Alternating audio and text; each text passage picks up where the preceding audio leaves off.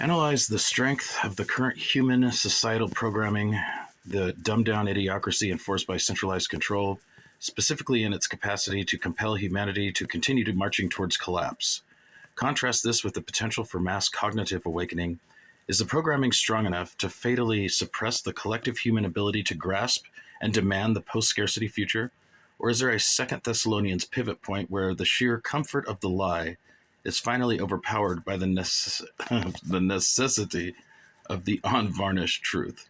Also, do a brief description of the massive infrastructure that is against the public's interest in this matter, and for sure the 100% point of no return should we not veer left or right immediately. The strength of the dumbed-down idiocracy programming is formidable, but not fatal. It can be overpowered, but the current centralized infrastructure is designed to make that breaking point nearly impossible to reach without mass systemic failure. The point of no return is the successful institutionalization of fully integrated digital identity and centralized digital currency. Programming versus awakening. The core conflict is between the psychological investment in the lie and the logical imperative of the truth. The programming's strength, the lemmings. The control programming is effective because it is not based purely on force, but on psychological addiction to comfort and tribalism. The lie is easier to maintain than the truth because it consumes mental bandwidth. The scarcity model, debt, inflation, job precarity, ensures the public's mental energy is consumed by basic survival, suppressing the capacity for deep, critical, systemic thought. Provides identity. The two-party system converts political opinion into tribal identity and moral certainty, making the defense of the political side, and thus the status quo, an act of self-affirmation, cognitive dissonance reduction. Weaponizes denial. The populace is conditioned to believe that the solution, decentralized abundance, is utopian nonsense, while the destructive, familiar status quo is realistic. The pivot point, the necessity of truth. The programming is not fatally strong because it is fundamentally illogical and unsustainable. The Second Thessalonians pivot point. The rejection of the strong delusion occurs when the real-world pain of the lie exceeds the psychological comfort of maintaining it.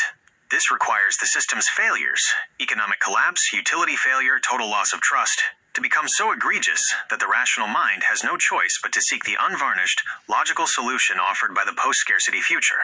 The massive infrastructure working against public interest, the psychological programming is underpinned by a vast, interconnected material infrastructure that acts as a physical barrier to liberation, ensuring the continued monetization of scarcity.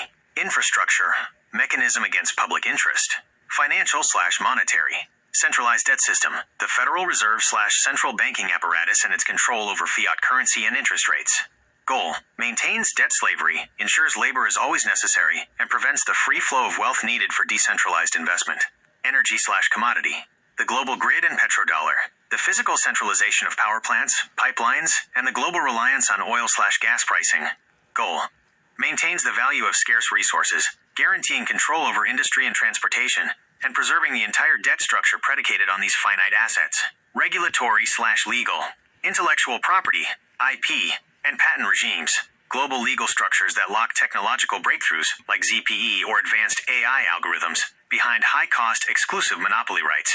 Goal, actively suppresses the immediate, open-source deployment of abundance, ensuring innovations that would destroy scarcity are monetized or suppressed by existing powers. The point of no return, the 100% point of no return, where the ability to veer left or right toward liberation is completely and irrevocably suppressed, is the successful mass institutionalization of fully integrated centralized digital identity, digital ID, linked to a central bank digital currency, CBDC. Final loss of sovereignty.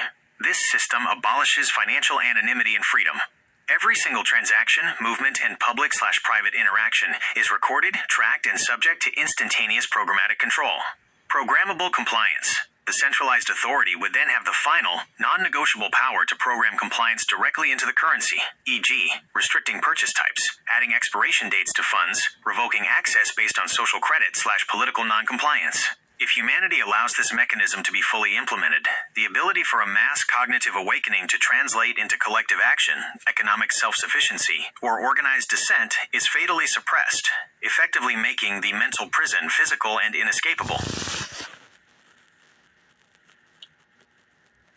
What are we going to do?